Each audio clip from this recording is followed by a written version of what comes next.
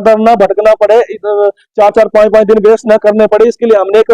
हमारे जो डाक विभाग है, डाक विभाग के साथ मिलकर यहाँ आधार बनाने वाली की जो टीम है, उनको ही पंचायत टू पंचायत लेके जा रहे हैं। हमने 6 पंचायतें कवर कर ली हैं और 6 पंचायतों में प्रति पंचायत लगभग 250 से 300 लोगों के हमने आधार अपडेट करे, जिसमें फिंगरप्रिंट अपडेट भी है, नाम अपडेट हो सकते, ठीक हो सकते हैं, डेट ऑफ बर्थ, कुछ भी आधार की समस्या है नहीं, वो सारा काम जो वो पंचायत टू पंचायत जाके हम कर रहे हैं। 6 पंचायतें हो चुकी है, बाकी अब कल से फिर अगली पंचायतों में भी, जैसे बैली में हमने 29 को रखा है, फिर बाट में है, इस तरह से जो पंचायतें बच रही है जहां स्थानीय प्रतिनिधि और लोग बोल रहे हैं कि यहाँ जरूरत है, हम वहां पे पंचायतों में जाकर टीम को लेकर जो आधार की समस्या का हल करवा रहे हैं। तो लगभग 1,000 लोगों के आधार अपडेट हम करवा चुके हैं, ठीक करवा चुके हैं, जो कि उनकी पंचायतों में जाके, और उसमें भी अगर कोई बुजुर्ग है जो कि अपने घर से मतलब बाहर नहीं निकल सकता, चल फिर नहीं सकता, हम उस टीम को उनके घर पे लेके जा रहे हैं, उनका आधार अपडेट करवा रहे हैं, या कहीं मोबाइल लिंक करना है, या बच्चों के नए बनाने, जैसे बच्चा भी छोटा है वो अभी उनको बाहर नहीं ले जा सकते, तो उन बच्चों का आधार हम उनके घर में जाके कमरे में बैठ के उस आधार की समस्या का हल करवा रहे हैं। तो इस तरह के कार्य जो है कर रहे हैं। बाकी अभी वर्तमान सरकार,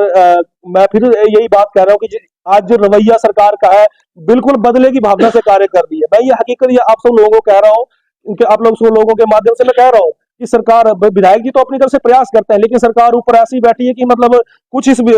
कहा नहीं जा सकता। चंबा के अंदर आप सबने देखा है कि लाखों रुपए का घोटाला एक रिलीफ के नाम पे हुआ, लेकिन आज तक किसी ने उसके ऊपर उंगलियां नहीं उठाई, चुप्पी साधे बैठे हुए हैं। एक एक पंचायत को, जहां लोगों के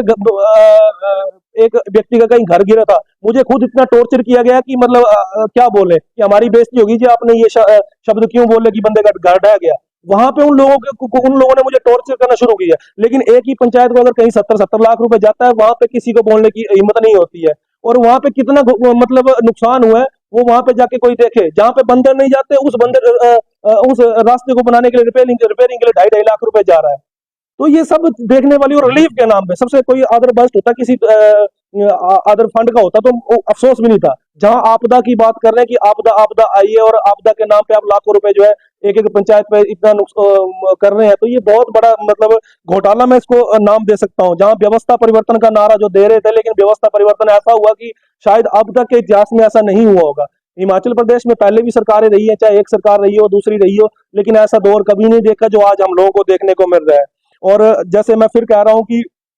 डिनोटिफाई सरकार बन के रह गई है। हमारा ये प्रयास था कि जिला परिषद बनने के बाद शायद जो लोगों की दिक्कतें हैं, लोगों की समस्याएं हैं, उन समस्याओं को लेके जो है वो हम कार्य करेंगे। जहां स्थानीय लोग जो है चाहते हैं कि हमारे यहाँ कहीं रास्ता नहीं है, हमारा घर ढहने वाला है, हम चाहकर भी वहां पे नहीं कर पाते हैं, क्योंकि एक तो जो केंद्र सरकार की तरफ से स्कीमें जो हमारा बजट है, उसमें भी गाइडलाइनें दी हुई है कि सिर्फ ड्रिंकिंग वाटर और सैनिटेशन पे खर्चना है, बाकी जगह कहीं नहीं खर्चना है। और अब मैं एक और बात कह रहा हूँ कि जो हमारा 23-24 का बजट था, लगभग 6 महीने हो गए, केंद्र सरकार ने दे दिया है, लेकिन प्रदेश सरकार हमें दे ही नहीं रही है। लोगों को लग रहा है कि शायद ये पैसा देना नहीं चाहते, या कहीं शायद गड़बड़ कर दी है, क्योंकि बहुत से ऐसे लोग हैं जिनको आज भी इनका पता नहीं कि कहाँ से पैसा आता है, कैसे आता है। लेकिन आज 6 महीने से हमारा पैसा प्रदेश की सरकार जो वो रोके रखे हुए है, उन्होंने 1 रुपया भी जिला परिषद को नहीं दिया है। तो मेरा आग्रह है माननीय मुख्यमंत्री श्री सुखविंदर सिंह सुक्खू जी से कि कृपया इस तरह का रवैया ना अपनाएं, क्योंकि हम भी एक जनप्रतिनिधि हैं, हम भी चुन के आए हैं, हम भी लोगों के बीच में से आए हैं, और लोगों की जो धरातल की समस्या है, उन धरातल की समस्याओं को लेके आज आप सबके समक्ष आए हैं। लेकिन अब बजट रोक के रखेंगे, आज पूरे 3 साल हो गए हैं, 2 साल और बचे हैं। जब आप पिछला बजट अभी तक नहीं आया, तो आगे वाला पता नहीं, तो हम उस टाइम तक रहेंगे नहीं रहेंगे। तो जो मेरा निवेदन है कि जो हमारा बजट रोके हुआ है, कृपया उसको आगे दें। और इसी के साथ मैं आप सब लोगों का भी एक बार तहे दिल से धन्यवाद करना चाहूंगा कि आप सब लोग यहाँ पे आए, और आगामी आने वाला जो समय है 2 साल के अंदर जितना संभव हो सकता है, वो सरकार के साथ मिलकर, स्थानीय जनता के साथ मिलकर, बिना किसी राजनीतिक या किसी व्यक्ति विशेष के साथ भेदभाव किए बिना,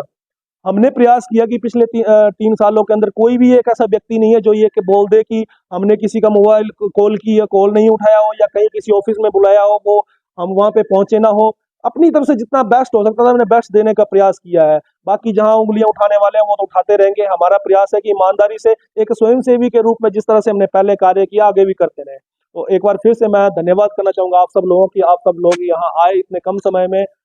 इतनी भारी संख्या में आए, मैं धन्यवाद करना चाहूंगा। Thank you so much.